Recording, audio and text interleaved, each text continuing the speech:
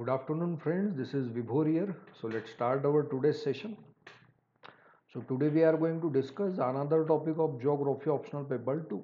The topic is transport, communication and trade. So this topic is given in every NCERT.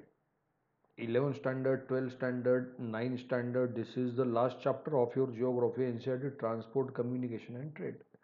ह्या चॅप्टरमध्ये तुम्हाला भारतातील रस्त्यांचा विकास, रेल्वेचा विकास, बंदरांचा विकास, सायमल्टेनियसली भारतामध्ये विमानतळांचा विकास याबद्दल विचारलं जाईल. कम्युनिकेशन सेकंड टॉपिक जसं म्हटलंय त्या लोकांनी, communication means digital revolution simply. And lastly, they are talking about the trade. So some concepts or terms will be related to the economy, suppose. So in this session, we will discuss the syllabus in brief and simultaneously we will discuss some PYQs also with model answers that what should be my answers. So let's start the session. So the in syllabus they are talking about first topic road, railways, waterways, airways and pipeline network. So very basic syllabus. Over here you must have to know the recent or ongoing developments of roads in India. Road, railway, what kinds of developments are going on in a waterway sector, pipeline sector, what kind of developments are going on in a airport sector, suppose. In this topic road, railway, ports, इथं तुम्हाला basic काही माहिती असले पाहिजे, जसं की काही योजना वगैरे असतील रोडशी रिलेटेड, जशी झाली तुमची golden quadrilateral scheme which connects all the metropolitan cities of India. Regarding water you have a national waterways, we have a national waterway authority of India. काही तुमच्याकडं स्पेसिफिक पोर्ट्स असतील, किती पोर्ट्स आहेत ते तुम्हाला माहिती असलं पाहिजे. आणि रिगार्डिंग रेल्वेज वगैरे सपोज प्रश्न असतील तुम्हाला, simultaneously they are talking about the complementary roles of all of them in a regional development. म्हणजे प्रादेशिक विकासामध्ये या सगळ्यांचा एकमेकांवर काय प्रभाव आहे. सपोज की ज्या ठिकाणी रेल्वे जाऊ नसेल शकत तिथं आपण पाण्याने जाऊ, सपोज नदीच्या थ्रू, जसं की तुमचा डेल्टाईक एरिया वगैरे झालं. आणि ज्या ठिकाणी वॉटर अवेलेबिलिटी नसेल, ज्या ठिकाणी रेल्वे अवेलेबिलिटी नसेल त्या ठिकाणी आपण रोड वगैरे कन्स्ट्रक्ट करू शकतो. So they can ask you, आयोग तुम्हाला कॉम्प्लिमेंटरी अँड एक कॉम्पिटिटिव्ह टॉपिकवर प्रश्न विचारू शकतं. That what is more beneficial, railways or roadway, competition जर म्हटलं तर. Next topic they are talking about the growing importance of ports on national and foreign trade. This is a very important topic. The question will be straightforward. Discuss the impacts of ports on national economy. तर भारतामध्ये किती ports आहे, ते ports बनवण्यामागचा उद्देश आपला काय आहे, greenfield airports काय असतात, ब्राऊनफील्ड एअरपोर्ट काय असतात, गव्हर्नमेंटने काही रिसेंटली इनिशिएटिव्ह वगैरे घेतलेले आहे का. So this basic information you must know. The next topic is regarding trade balance, trade policy and export processing zone. This entire topic is related with the economic. For instance, in trade policy or trade balance तुम्हाला काही recent trends माहिती असले पाहिजे, जसं की काही fluctuation वगैरे आहे आपल्याकडे. But our balance is in trade is in deficit right now because the import is quite higher as compared to export suppose. मग ही डेफिसिट सरप्लस करण्यासाठी गव्हर्नमेंटकडनं कुठल्या कुठल्या पॉलिसीज, काही स्कीम्स वगैरे इम्प्लिमेंट करण्यात आलेले आहे का. सपोज जसं की आपण एक्सपोर्ट प्रोसेसिंग झोन ओपन केले. एक्सपोर्ट ओरिएंटेड आपल्याला जनरली इकॉनॉमी बनवायची, एक आपली डोमेस्टिकेट पॉलिसी एक असली पाहिजे. All the basic thing suppose. Next is trade policy. भारताची कुठली डेडिकेटेड ट्रेड पॉलिसी आहे का. तो येस, इंडियाची एक्सपोर्ट ओरिएंटेड ट्रेड पॉलिसी आपण बनवण्याचा प्रयत्न करतोय. एक्सपोर्ट भारतातनं कुठल्या कुठल्या गोष्टींचं होतं, त्याचप्रमाणे काही फ्युचर पर्स्पेक्टिव्ह जसं की emerging industries like robotics, artificial intelligence, semiconductor, simultaneously information technology, IT, services, याचं आपण एक एक्सपोर्ट करू शकतो. किंवा इथे तुम्हाला प्रश्न येऊ शकतो, तसे चान्सेस कमी आहे but still there are some chances. Export processing zone, dedicated areas असतील जे तुम्ही एक्सपोर्ट ओरिएंटेड बनवतील. इथे तुम्हाला की बेनिफिट्स वगैरे दिले जातील, जसं की टॅक्स फ्री असेल, ड्युटी फ्री असेल, वर्ल्ड क्लास इन्फ्रास्ट्रक्चर फॅसिलिटी असतील, तुम्हाला इझी क्लिअरन्स वगैरे भेटतील या ठिकाणी बिझनेस वगैरे सेटअप करण्यासाठी.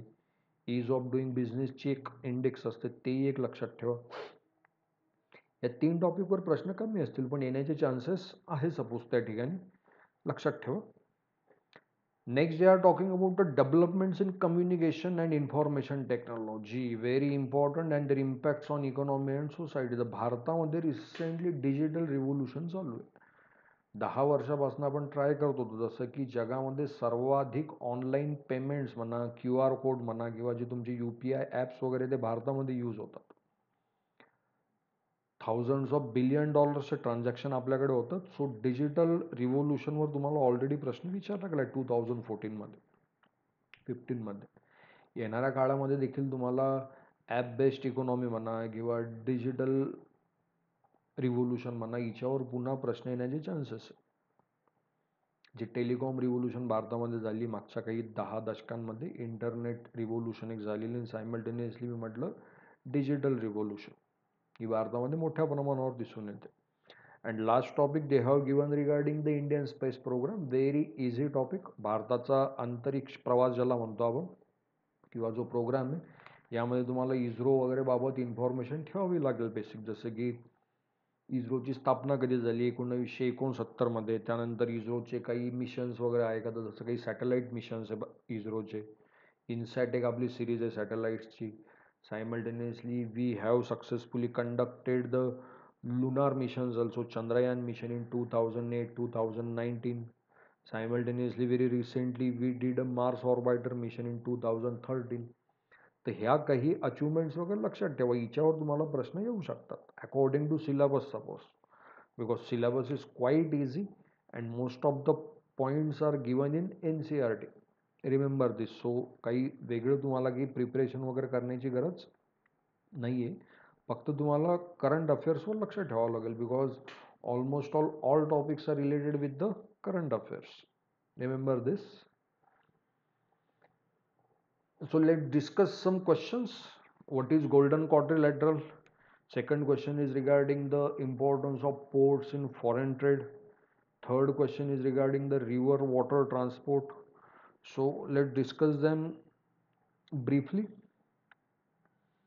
Look at here, the first question is regarding the golden quadrilateral.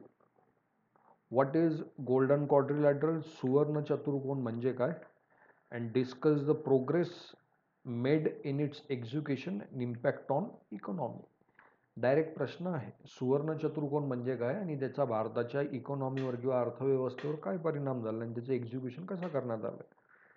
तर मी तुम्हाला सांगितल्या प्रकारे तुम्ही कुठल्याही प्रश्नाचं उत्तर हे 3 पार्ट्समध्ये बेसिकली डिवाइड करू शकता. पहिला पार्ट असेल तुमच्या इंट्रोडक्शनचं, दुसरा पार्ट असेल तुमच्या मेन बॉडीचा, आणि third part you will include the conclusion. त्याचप्रमाणे प्रत्येक क्वेश्चनच्या आन्सरमध्ये मॅप हे आलेच पाहिजे. तुम्ही ओव्हरऑल पूर्ण इंडियाचा मॅप देखील ड्रॉ करू शकता, अदरवाईज तुम्ही याच्यामध्ये थीमॅटिक मॅप्स देखील ड्रॉ करू शकता, छोटे छोटे रिजनल मॅप ज्याला म्हणतो आपण. तर पहिला प्रश्न तुम्हाला गोल्डन क्वाड्रिलॅटरल आहे, सुवर्ण चतुर्कोन. तर इंट्रोडक्शनमध्ये तुम्ही लिहू शकता that this golden quadrilateral project was started in 2001 by the then Prime Minister Shri Atal Bihari Vajpayee ji, and this project aims to connect all the metropolitan cities of India, Delhi, Mumbai, Chennai and Kolkata, in all 4 directions. And this project has helped to improve the connectivity, trade and commerce across the country. हे तुम्ही इंट्रोडक्शनमध्ये लिहा. त्यानंतर एक मस्त map काढा तुम्ही. त्या मॅपवर चारही, जसं तुम्हाला या ठिकाणी मॅप दिसतोय तुमच्या स्क्रीनवर, त्या प्रकारचा एक मॅप तुम्ही काढू शकता. छोटा मॅप ज्याला आपण म्हणतो ना, त्या ठिकाणी सर्व सिटीज वगैरे तुम्ही प्रॉपरली दाखवू शकतात. आणि नेक्स्ट पार्ट तुम्ही इन्क्लूड करा, जो तुमच्या मेन प्रश्न तुम्हाला विचारले की याचा अर्थव्यवस्थेवर काय परिणाम झाला आहे गोल्डन क्वाड्रिलॅटरलचा. ते इथं तुम्ही वेगवेगळे पॉईंट्स लिहू शकतात. एक मेन पॉईंट लिहायचं, topic, sub topic, heading, sub headings, heading, sub heading. जसं की it will help to boost the trade and commerce. Golden quadrilateral म्हणजे भारतातली चारही महानगरं जोडल्यामुळे याचा नक्कीच उपयोग तुमच्या ट्रेडमध्ये होणार आहे, ट्रेड आणि कॉमर्समध्ये. सेकंड इम्पॅक्ट तुम्ही लिहू शकता, it will help to reduce the travel time and fuel consumption. चांगल्या बेस्ट क्वालिटीचे हायवे बनल्यामुळे तुमचा प्रवासाचा वेळ हा वाचणार आहे आणि त्याचप्रमाणे फ्युएल देखील सेव्ह होणार आहे, इको फ्रेंडली असतील एक प्रकारे असं समजू आपण. Simultaneously the development of logistics and industrial hubs देखील होईल. मोठमोठे लॉजिस्टिक पार्क्स तुमचे बनतील. तुम्ही याच्यामध्ये एक्झाम्पल देताना DMICची केस स्टडी देऊ शकता, दिल्ली मुंबई इंडस्ट्रियल कॉरिडॉर, की आपण ज्या प्रकारे रस्त्याने किंवा रोडने मुंबई आणि दिल्ली कनेक्ट करतो त्याचप्रमाणे आपण रेल्वेने देखील कनेक्ट करतो. आणि या ठिकाणी दिल्ली आणि मुंबई दरम्यान अहमदाबाद आणि जयपूर हे 2 मुख्य स्टेशन येतील आणि हा पूर्ण एरिया तुमचा इंडस्ट्रीजसाठी डेडिकेटेड असेल.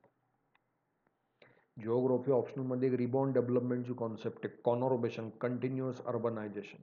सो येणाऱ्या 25 ते 30 वर्षामध्ये मुंबई आणि दिल्ली तुम्हाला कनेक्ट झालेलं दिसू शकतं, किंवा आपण टार्गेटच तसं ठेवलेलं आहे की पूर्णपणे कनेक्ट करायचं. DMICची केस एक लक्षात ठेवा, simultaneously it will help to boost the real estate and urbanisation, the process of urbanisation. Industrialisation जर झालं, तुम्ही इन्फ्रास्ट्रक्चर बिल्डअप केलं, इंडस्ट्रीज सेट झाल्या, and actually industrialisation is or after the industrialisation next process असते तुमची अर्बनायझेशनची. औद्योगिकरण आणि त्यानंतर तुमचं नागरिकीकरण होईल. तो अर्बनायझेशनची प्रोसेससुद्धा स्पीडअप होईल.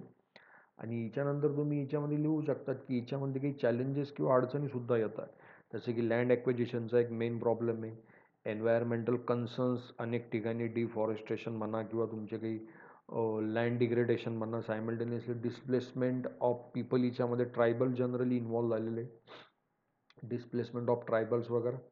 आणि कन्क्लुजन लिहून तुम्ही हे संपवू शकतात ह्यांचं. Very easy question regarding golden quadrilateral म्हणजे काय ते सांगा तुम्ही, आणि त्याची भारताची इकॉनॉमीवर काय काय परिणाम होणार आहे. उत्तर तुम्ही 4 ते 5 पॉईंटमध्ये संपवू शकता. ते 150 वर्डसाठी तुम्हाला विचारण्यात आलेलं आहे. Next question is regarding discuss the growing importance of port in India's foreign trade, की भारताच्या वाढत्या विदेशी व्यापारामध्ये तुमच्या बंदरांची भूमिका स्पष्ट करा, पोर्ट्स.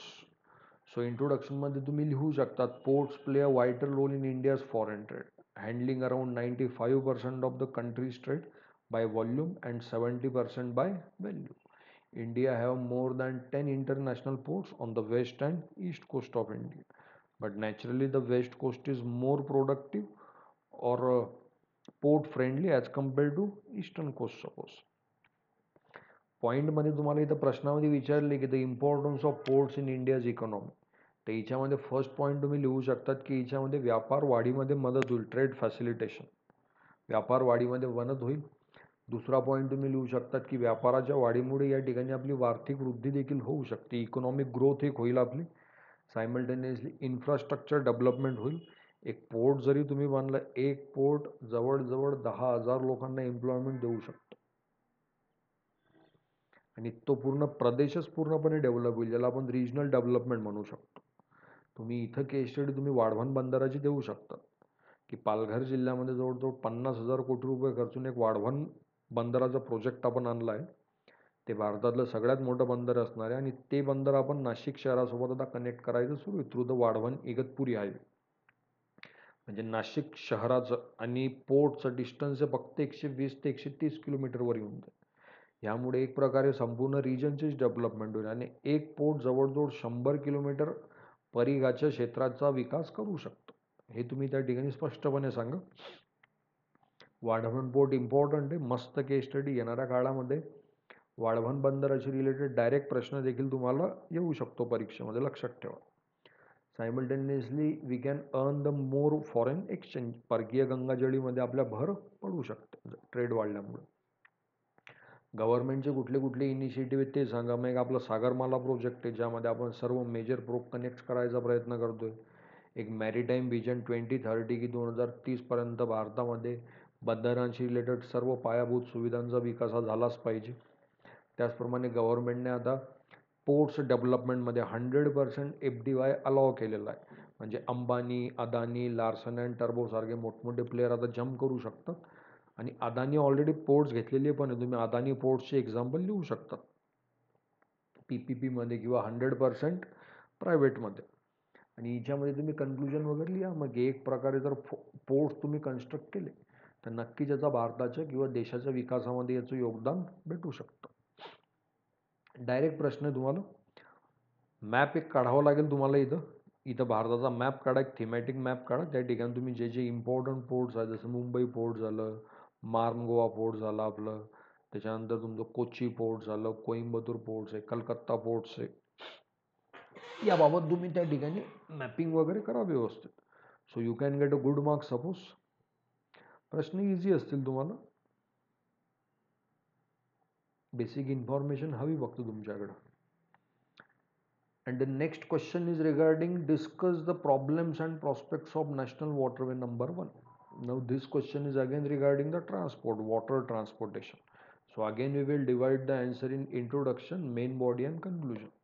Introduction मध्ये तुम्ही परत facts वगैरे put करू शकता that the National Waterway number 1 is a 1620 kilometer long waterway stretching from Varanasi to Haldia.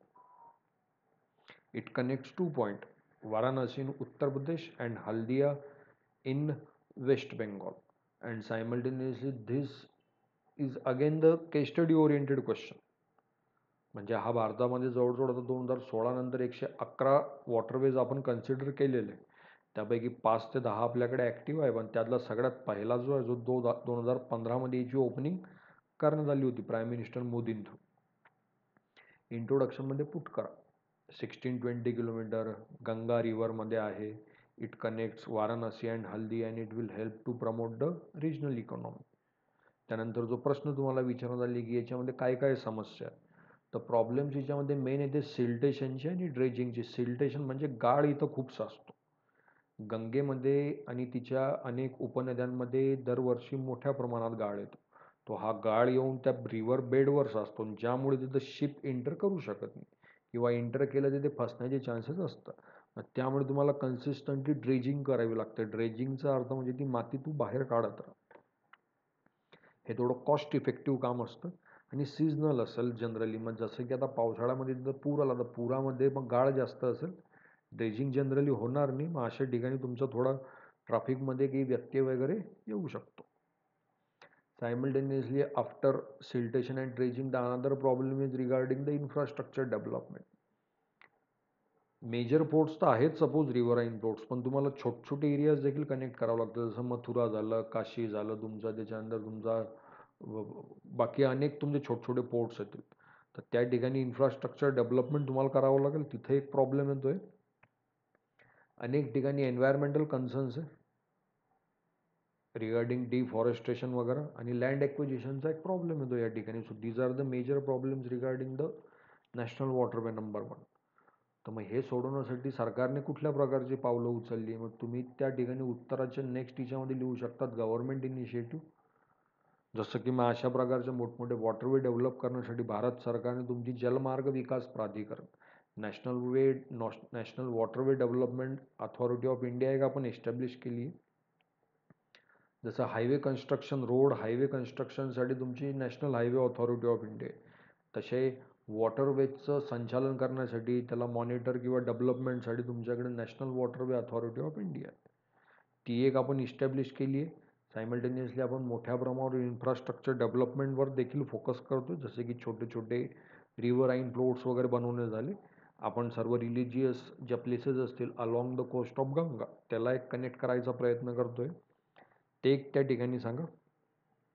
आणि याचा एक काय पर्स्पेक्टिव्ह आहे किंवा काय प्रॉस्पेक्ट आहे, तर डेफिनेटली हे एक बेटर ऑप्शन आहे as compare to complementary to road and railway. की या एरियामध्ये ऑलरेडी रोड आणि रेल्वेचं खूप मोठ्या प्रमाणावर जाळ आहे. प्रदूषणाच्या वगैरे समस्या येत आहे. मग आपण या ठिकाणी थोडा प्रॉस्पेक्ट चेंज करून आपण वॉटरवेवर फोकस करू शकतो. कारण जो माल अगोदर तुम्ही ट्रकने किंवा ट्रेनने न्यायचे, तोच माल आता तुम्ही बल्कमध्ये शिपच्या थ्रू नेऊ शकता. So it will help to increase the cargo movement.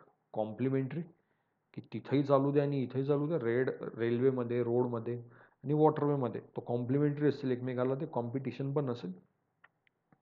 मोठमोठे प्रोजेक्ट्स वगैरे आल्यामुळे, पोर्ट्स वगैरे बनल्यामुळे त्या ठिकाणी तुम्हाला एम्प्लॉयमेंट अपॉर्च्युनिटीज सुद्धा जनरेट होतील. जसं की बिझनेस रिगार्डिंग म्हणा तुम्ही, सायमल्टेनियसली एन्व्हायरमेंटल बेनिफिट आहे. इथं कुठल्याही प्रकारचं पोल्युशन म्हणा किंवा कुठल्याही प्रकारचं काही वॉटर पोल्युशन म्हणा, एअर पोल्युशन होण्याचे चान्सेस खूप कमी आहे. So these waterways are basically the environment friendly projects. And again it will help to develop the entire region. तुम्ही सांगू शकता की येणाऱ्या 2030मध्ये किंवा 30पर्यंत आपलं टार्गेटच आहे की या पूर्ण नॅशनल वॉटरवे नंबर 1च्या अलॉंग जेवढ्याही प्लेसेस असतील along the river Ganga, those we are going to develop. Suppose introduction, main बॉडीमध्ये तुम्ही प्रॉब्लेम्स लिहिले, त्यानंतर प्रॉस्पेक्ट्स लिहिले, गव्हर्नमेंटचे काही काही इनिशिएटिव्ह ते लिहिले, मॅप तुम्ही इथे ड्रॉ करा. मॅप काढावंच लागेल तुम्हाला. त्या ठिकाणी भारतामध्ये जे 5-6 नॅशनल वॉटरवे आहे ते सगळे तुम्ही लिहू शकता. किंवा केस स्टडीवर तुम्हाला विचारलं, तुम्ही एक छोटासा नॉर्थ इंडिया काढून तिथं तुम्ही गंगा दाखवा, यमुना दाखवा, तिच्या ट्रिब्युटरी, त्याच्यानंतर अलाहाबाद दाखवा, हल्दिया दाखवा, बाकी छोटे छोटे रिव्हराईन पोर्ट्स दाखवा तिथं. So you can get an additional mark and you please end up your answer with the proper conclusion. Your conclusion must be optimistic. Suppose the question is regarding problem, but if there is a problem, we have a solutions also. So National Waterway number 1 has a significant potential to contribute towards the national economic growth, regional development and environmental sustainability. अशा प्रकारे लिहून तुम्ही तुमचा answer संपवू शकता. So this was regarding the topic of transport, communication and trade. In this topic we discuss the syllabus, the points given in the syllabus of transport, communication, trade, and simultaneously we have discussed some previous year questions with their model answers. So see you next time. Thank you and have a nice time ahead. Thank you.